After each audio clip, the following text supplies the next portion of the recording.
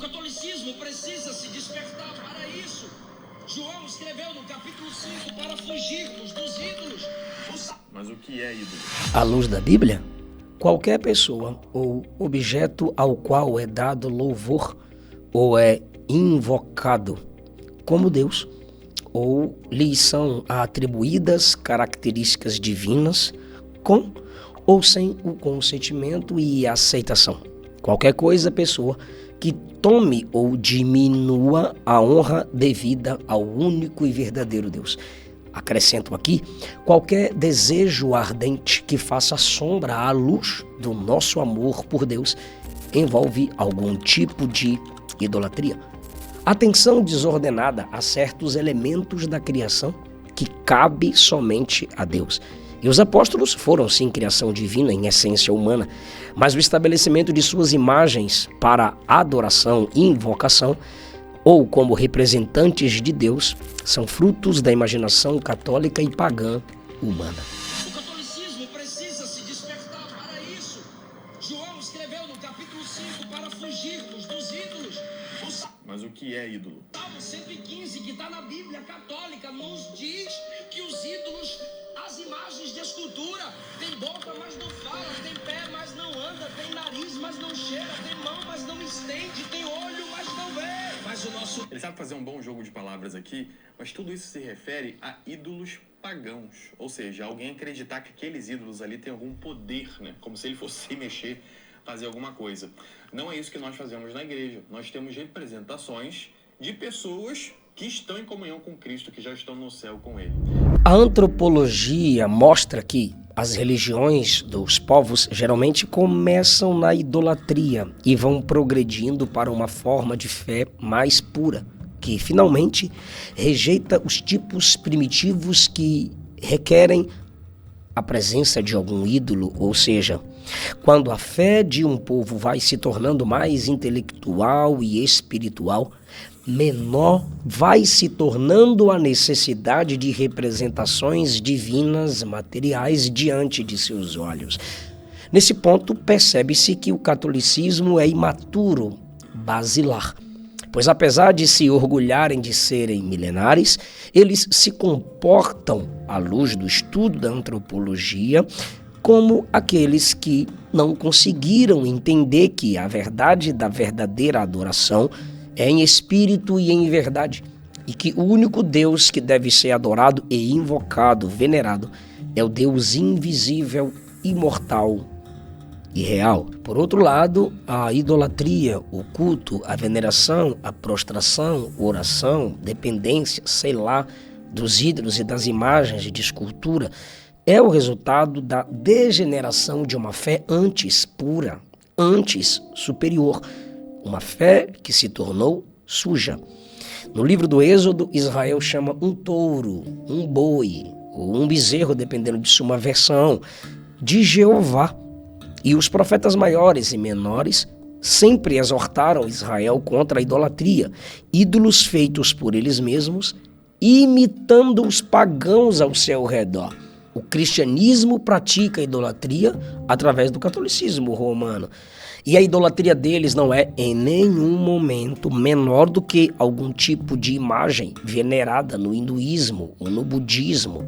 Na realidade, a idolatria deles é pior, pois no hinduísmo ou no budismo pode-se dizer que falta conhecimento de Deus, mas no catolicismo sabemos que eles possuem conhecimento de Deus e eles então se enquadram perfeitamente em Romanos capítulo 1, quando Paulo diz, a partir do versículo 19, o que se pode conhecer sobre Deus é manifesto entre os homens, porque Deus lhes manifestou.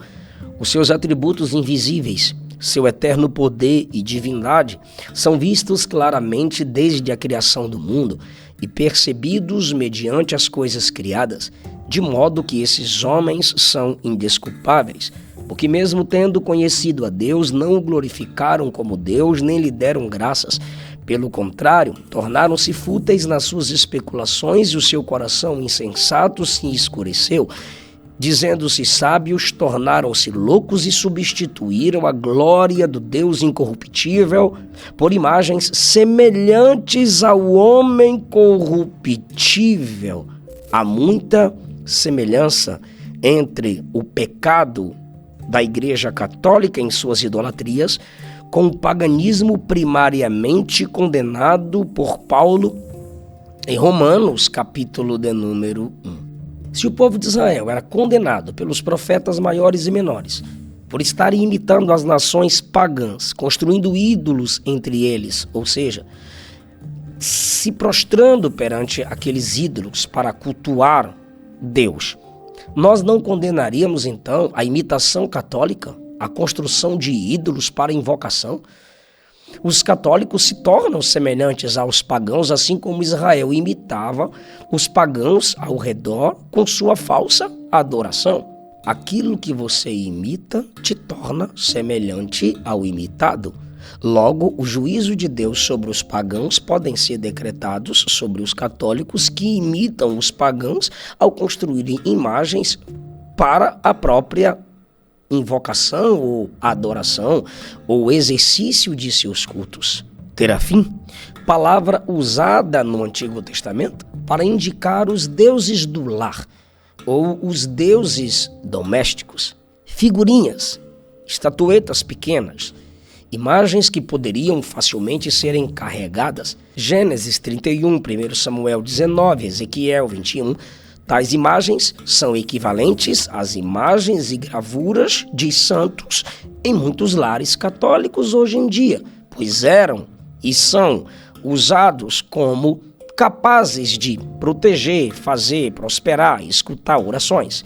Isso é paganismo, isso é catolicismo. Israel não estava tentando criar um novo Deus, mas na verdade representar esse verdadeiro Deus através da imagem por eles criadas. Eles estavam adorando a um Deus verdadeiro através de imagens construídas por eles mesmos, sem a autorização do próprio Deus, sem a autorização dos seres que eles criavam ou imitavam, pois esses seres são falsos, são frutos da imaginação humana. É comprovado na história da igreja que a idolatria, a divinização, o culto, a invocação, a veneração a ídolos, a imagens, teve um início. Apenas Deus é eterno. Se teve um início, essa pecaminosidade de falso culto no meio da Igreja Católica, que é uma tentativa de chegar-se a Deus, eu acredito do fundo do meu coração que um dia terá fim. E o meu vídeo não é para simplesmente confrontá-los ou me mostrar superior, mas é no desejo de que a mente de vocês sejam abertas e vocês entendam o verdadeiro sentido da adoração. 15 que está na Bíblia católica nos diz que os ídolos, as imagens de escultura, tem boca, mas não fala, tem pé, mas não anda, tem nariz, mas não cheira, tem mão, mas não estende, tem olho, mas não vê. Mas o nosso... Ele sabe fazer um bom jogo de palavras aqui, mas tudo isso se refere a ídolos pagãos, ou seja, alguém acreditar que aqueles ídolos ali têm algum poder, né? Como se ele fosse mexer, fazer alguma coisa. Não é isso que nós fazemos na igreja. Nós temos representações de pessoas que estão em comunhão com Cristo, que já estão no céu com Ele. Aqui ele faz uma defesa de seu culto, com todo respeito, ao meu ver, idólatra, comparando os apóstolos ou aqueles que eles canonizam como santos com os anjos, com as imagens dos anjos no Antigo Testamento. E por eles estarem vivos no céu, ele quer delegar que esses podem receber adoração. Ok, os santos vivos no céu adoram e em nenhum momento são adorados. O fato de os apóstolos estarem no céu não dá a eles a dignidade ou o privilégio de serem adorados, pois no céu não entra corrupção, nem forças demoníacas, e Paulo disse que por trás de toda a idolatria está a corrupção e a força demoníaca. Nós, protestantes, não somos contra imagens. É possível ter uma imagem sem essa imagem ser adorada. Haviam sim imagens de querubins no tabernáculo, no templo de Jerusalém, mas em nenhum momento eles foram adorados. Eu tenho fotos do meu pai, que já partiu para a eternidade em fevereiro, mas em nenhum momento eu sinto liberdade bíblica de me prostrar e orar em nome do meu pai. Brincamos com imagens de bonecos que são considerados super-heróis, mas nunca damos a eles algum tipo de louvor ou adoração. As estátuas dos mestres janistas e confucionistas são comuns, mas nunca são venerados como deuses, ou considerados divinos, ou recebendo adoração, como são as imagens e memoriais no meio do catolicismo romano.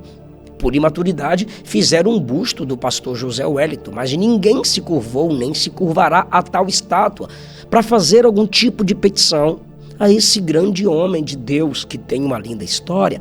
A Arca da Aliança, sim, era uma imagem representativa da presença de Deus, mas ela nunca foi adorada. E quando ela foi transformada em um amuleto de sorte, um instrumento que é projetado para proteger, defender ou realizar algo, o juízo de Deus alcançou quem considerou a arca capaz de fazer aquilo. Era apenas uma representatividade, não poderia ser adorada nem cultuada. Os santos que estão no céu, os apóstolos, não aprovariam o que o catolicismo romano faz com as suas imagens. Eliseu estava vivo e uma mulher veio diante dele pedindo ajuda, pois seus filhos seriam levados como escravos. E Eliseu disse: "Que tenho eu contigo?" Ele estava transferindo a fé daquela mulher a Deus, que ela se desconectasse dele. Você consegue imaginar o profeta Jeremias, cujo ministério foi denunciar a confecção de ídolos, se ajoelhando para orar diante de uma imagem dele, de Jesus? Você consegue imaginar o profeta Jeremias, cujo ministério denunciou a confecção de ídolos, se ajoelhando para orar diante de uma imagem de Jesus ou de Maria? Você consegue imaginar o profeta Isaías carregando uma imagem sagrada em uma profissão religiosa, à luz do que ele mesmo escreveu no capítulo 46 do livro que leva o seu nome? Você acredita que o apóstolo Paulo se sentiria à vontade orando, invocando uma estátua de si mesmo em uma igreja? Venerar imagens sagradas de profetas e apóstolos é contra os mandamentos das Escrituras. João tentou adorar um anjo em Apocalipse 22. Ele tentou, mas não conseguiu completar, pois o anjo interrompeu. E o anjo explicou o porquê que ele, o anjo, não poderia ser adorado. E ele diz: "Eu sou conservo teu, dos teus irmãos, dos profetas", ou seja, dos apóstolos. O anjo, no contexto da adoração, se nivela aos companheiros de João como indignos de adoração, pois ele diz que ele é um conservo, alguém que serve com os profetas, alguém que serve com os irmãos. Contemporâneos do apóstolo João não podem ser adorados. É isso que o texto está dizendo. E eles estavam, alguns morrendo, outros à beira da morte, outros morreriam, mas o anjo diz: "Nós somos conservos, nós não podemos receber adoração." O anjo que protege não deve receber nenhum tipo de veneração e prostração. Por que que os apóstolos, irmãos de João, conservos com o anjo, receberiam a adoração? Ah, mas eles estão vivos no céu e não mortos. O anjo também estava vivo e está vivo até hoje. E o fato de estarem vivos no céu não torna ninguém digno de receber a adoração. Repito, os vivos no céu são adoradores, jamais adorados, a não ser o Pai, o Filho e o Espírito Santo. Se arrependa, Igreja Católica.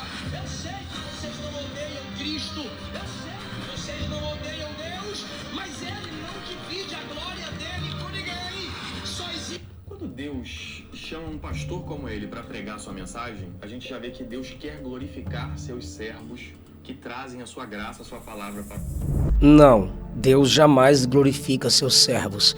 Deus chama seus servos para a glorificação do nome dele. Mas Ele não divide a glória dele com ninguém. Só existe. Quando Deus chama um pastor como ele para pregar sua mensagem, a gente já vê que Deus quer glorificar seus servos que trazem a sua graça, a sua palavra para o povo. É a mesma coisa com os anjos e com os santos. Quando ele diz aqui, ele sabe que nós não odiamos a Cristo, ele deveria pensar, se nós não odiamos a Cristo, e a nossa Bíblia é a mesma que a dele, esses textos são idênticos, por que os católicos têm essas imagens? É uma leitura muito rasa achar que nós adoramos ídolos por ter imagens dos santos e ministros de Deus. Existe um mediador entre Deus e os homens, Jesus Cristo. É justamente por causa da mediação de Jesus Cristo, que é o único mediador entre Deus e os homens, que nós estamos unidos a todos os santos. Porque todos nós somos um em Cristo. Estamos unidos aos nossos irmãos que já... Nessa parte, ele está se baseando na falsa doutrina da comunhão dos santos, que os católicos romanos pregam quando incluem nessa doutrina a mediação dos santos em Cristo que já morreram. Essa doutrina jamais transparece nas páginas da Bíblia Sagrada, principalmente no Novo Testamento. Alguns têm usado a Apocalipse 5 como texto de prova, se lembrando dos 24 anciãos, mas os 24 anciãos são provavelmente seres angelicais, espirituais, e não seres comuns, humanamente falando, o que significa que tal passagem não oferece apoio algum para tal ideia. E eles aparecem em Apocalipse 4, 5 apenas como adoradores, e ainda que representem os seres humanos, porque eles cantam o cântico da redenção com as taças cheias das orações dos santos, mas não tem eles orando pelos santos. Essa doutrina da comunhão dos santos para a intercessão, que não é rompida depois que a pessoa morre, favorece a ideia de que alguns cristãos são especiais e que obtiveram uma elevada posição na escadaria do desenvolvimento espiritual para serem mediadores de seus irmãos menores. Mas à luz da Bíblia, os vivos devem orar uns pelos outros, pois estes têm conhecimento das dificuldades de uns dos outros. Não há base para a oração mais forte que a outra. A Bíblia simplesmente diz em Tiago 5 que a oração de um justo pode muito em seus efeitos. Que tipo de oração que pode muito? Aquela que é feita ao verdadeiro Deus. E o contexto de Tiago capítulo 5 são os vivos orando uns pelos outros, e não alguém orando no céu depois de ter morrido por alguém que está enfrentando dificuldade na terra. Para ouvir as orações da terra estando no céu, tem que ser onipresente. Para livrar milhões de católicos ao mesmo tempo, tem que ser onipotente, onipresente. Para rogar por tantos diariamente, toda hora, tem que ser onisciente. Pois como orar por mim sem me conhecer e sem saber o que eu estou passando? Como memorizar tanto tipo de necessidade? Olha aí, característica divina atribuída a humanos. O único demonstrado na Bíblia Sagrada como intercessor contínuo depois de sua morte é Cristo Jesus, porque ele venceu a morte, então ele incorpora em si todos os princípios da mediação. Não há nenhuma necessidade de termos pequenos intercessores para que os seres humanos menores que os pequenos intercessores recebam benefícios espirituais na terra. Para quem estuda o assunto, o que eu vou falar agora vai entender. O gnosticismo sobrevive no cristianismo, no meio do catolicismo, sob várias formas. E as ideias do gnosticismo são perigosas. Só Jesus participa da natureza divina e da natureza humana. Assim, ele é apto para desempenhar o seu papel remidor sozinho, sem a ajuda de ninguém, para trazer o homem de volta para a sua presença. Mas, pastor, o Espírito Santo não intercede por nós? Sim, em nome de Cristo. Romanos 8:27 deixa isso claro. Hebreus 9:15 mostra para nós que Cristo é o mediador, o intercessor, o representante dos homens, entre Deus e os homens, na nova aliança.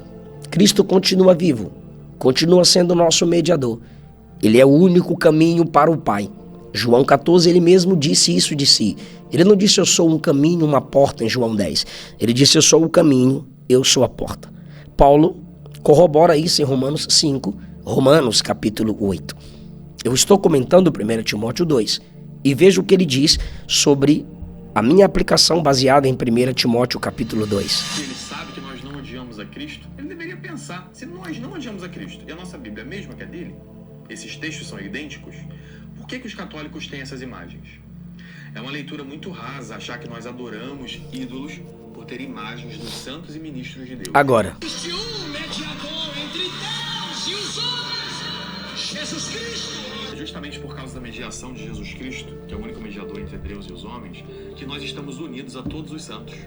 Porque todos nós somos um em Cristo. Estamos unidos aos nossos irmãos que já estão no céu. 1 Timóteo, capítulo 2, Paulo deixa claro a partir do versículo 1 que é necessário fazer súplicas, orações, intercessões e ações de graças por todos os homens. Mas isso aqui é ele falando para Timóteo, para que Timóteo ensine a igreja em Éfeso, os vivos, orarem pelas autoridades que até perseguiam a igreja do Senhor Jesus. E Paulo diz que essa intercessão entre os vivos é bom e agradável diante de Deus, o nosso Salvador, que deseja que todos os homens sejam salvos e cheguem ao pleno conhecimento da verdade. Por quê? Porque há um só mediador entre Deus e os homens, Cristo Jesus, homem. Cristo Jesus, ele sendo Deus, homem, ele pode ser o representante dos homens diante de Deus e o representante de Deus diante dos homens. Para representar Deus diante dos homens, só sendo Deus. Para representar os homens diante de Deus, só sendo homem. Ninguém que morreu e está vivo diante de Deus agora tem essas características que só existem em Cristo Jesus. E por que Cristo é o único mediador? Está aqui no texto, meu Deus do céu. Versículo 5 diz que ele é o único mediador. Por quê? Porque ele se entregou em resgate por todos. Nem Paulo, nem Pedro, nem João, nem Maria se entregou por resgate por todos. Ele se entregou em resgate por todos para servir de testemunho ao seu próprio tempo. Digo a verdade, não minto, eu sou o pregador dessas coisas, eu estou aqui resumindo. Quero que os homens orem em todo lugar, e aqui ele está falando de um contexto terreno, levantando mãos santas, sem ódio nem discórdia. Ele está falando do contexto de culto. E no contexto de culto, a igreja é o povo intercessor pelos vivos. Agora, Cristo é o mediador. A igreja ora em nome de Cristo. A igreja ora a Cristo, o único mediador entre Deus e os homens, porque para isso ele se entregou, morreu, venceu a morte, ressuscitou e está vivo à direita do Pai. Apesar de os grupos protestantes e evangélicos dos quais eu faço parte terem removido as formas físicas e aparentes de idolatria dos nossos cultos, ainda assim não podemos negar que há muitas formas sutis de idolatria que são cultivadas em nosso meio. Quem não demonstra ocasionalmente cobiça? Quem não possui desejos desordenados? Quantos já conseguiram escapar da idolatria sob forma de glutonaria? Quem já fugiu e venceu a sensualidade por completo? Além disso, temos a idolatria religiosa. E uma forma comum de nossa idolatria religiosa é o nosso credo denominacional, o que geralmente usamos com atitudes arrogantes, quando nossa interpretação bíblica vale mais do que o valor da alma de um pecador. Diferente do catolicismo romano, nós não incentivamos e não defendemos essas idolatrias. Nós abrimos as escrituras e a usamos como espada contra esses pecados entre nós.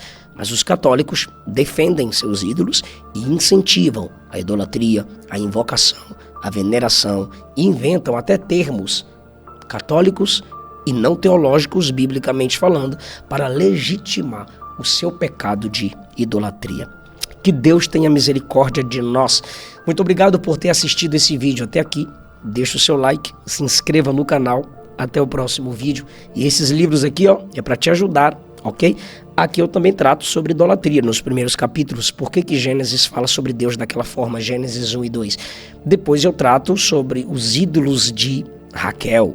E como que José e Faraó eram tratados no Egito. Aqui eu também trato sobre idolatria, a libertação do povo no Egito, o Faraó considerado um deus, e o Êxodo 32 e a construção do tabernáculo. São comentários explicados de todos os capítulos de Gênesis e Êxodo. Adquira, o contato está aí no link da descrição ou aqui na legenda do vídeo. Um abraço.